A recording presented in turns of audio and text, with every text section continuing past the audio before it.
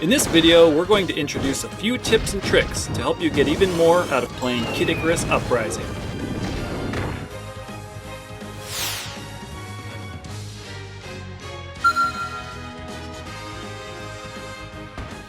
Using continuous fire during air battles reduces your movement speed.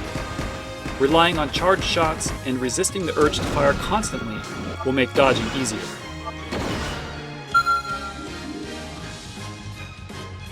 The standing continuous fire weapon modifier increases the power of continuous fire and can be very effective in air battles. The stronger your continuous fire, the easier it is to take out enemies that group together.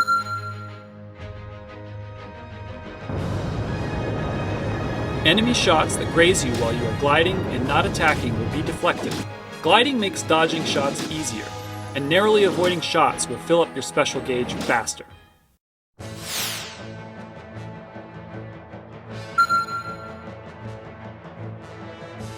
As a basic strategy, it's best to try to keep your stylus on the center of the touchscreen.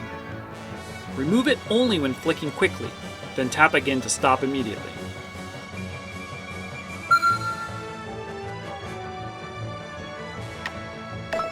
You can adjust the speed of your aiming reticle in the Reticle camera section of the options menu. You might find that speeding up the reticle a bit and making it stop more slowly also makes it easier to control. Line up the reticle with an enemy, then dash left or right to perform a dash around. Remember that you have to keep your stylus held on the touchscreen. The dash around move is extremely important. Draw an enemy's attack, then dash to dodge. Dodging forward will reduce your exposure to an attack, while dodging to the side will help you avoid attacks altogether.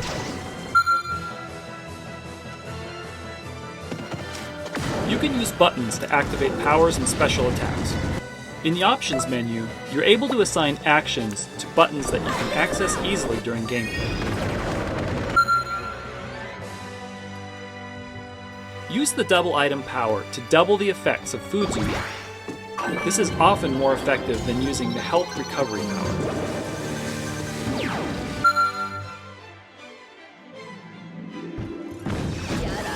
Using trade-off can be an effective way to overpower troublesome bosses. The invincibility and power-ups it provides can grant you a quick victory. Using the Celestial Firework power will make you invincible for slightly longer than 1 second. This will allow you to avoid enemy attacks more effectively than by dodging. Use powers such as Transparency and Playing Dead to go unnoticed. When in danger, disappear and take the opportunity to regroup.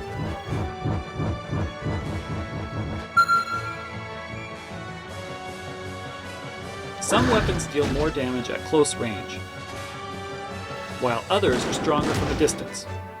Get to know your weapons in the practice range.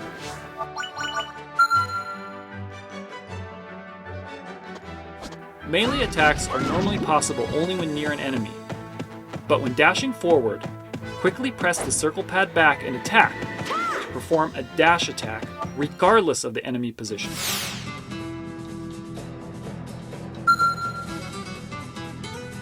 While the game keeps track of the number of enemies you defeat, it doesn't record how many times you've been defeated. So relax and enjoy the game. Win or lose, if you play multiplayer, you're bound to earn weapons. However, you won't earn anything if you don't move.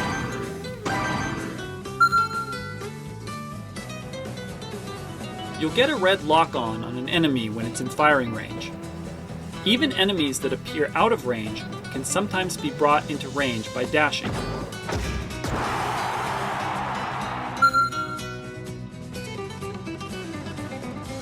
In both land battles and multiplayer, downed enemies are harder to hurt. Instead of attacking recklessly, it's more effective to wait and charge your shots.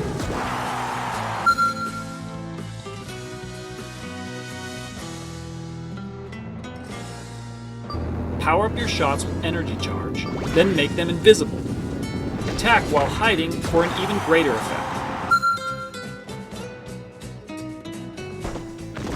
The auto reticle and slip shot combination is well suited to staffs, helping to deal damage to faraway foes. In close quarters battles, the melee weapon plus virus combination can lower an opponent's maximum health and paralyze them to gain the upper hand.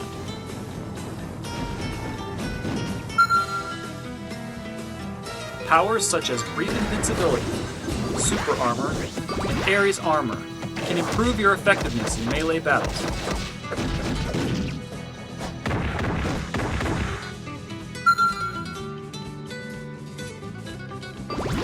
Use this combination as a way to deal damage against opponents coming in for melee attacks.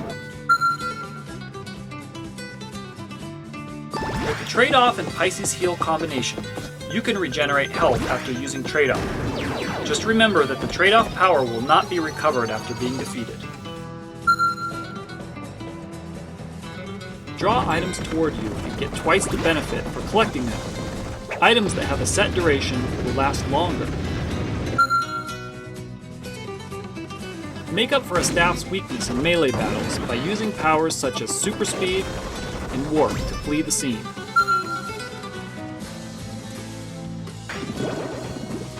A quick glance at the bottom screen can tell you who's using what power. This can also be a useful strategy for stealing Daybreak parts. When Daybreak is nearing completion, use the power item vacuum. This tactic can help complete Daybreak for your team, or stop your opponents from doing so. The pillar of light that appears above enemies is especially big for angels. It's a good indication of where to aim the Daybreak.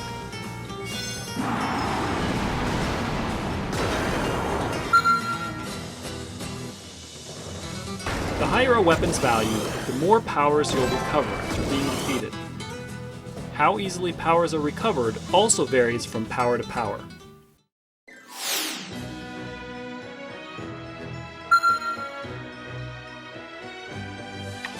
Once you complete the game, you can change your home menu to feature a Verity theme via the hidden options. The Goddess of Nature will also gladly accept your offerings.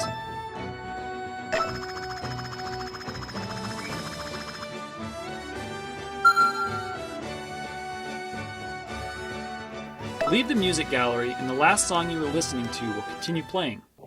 You can, for example, fuse weapons while listening to your favorite jam.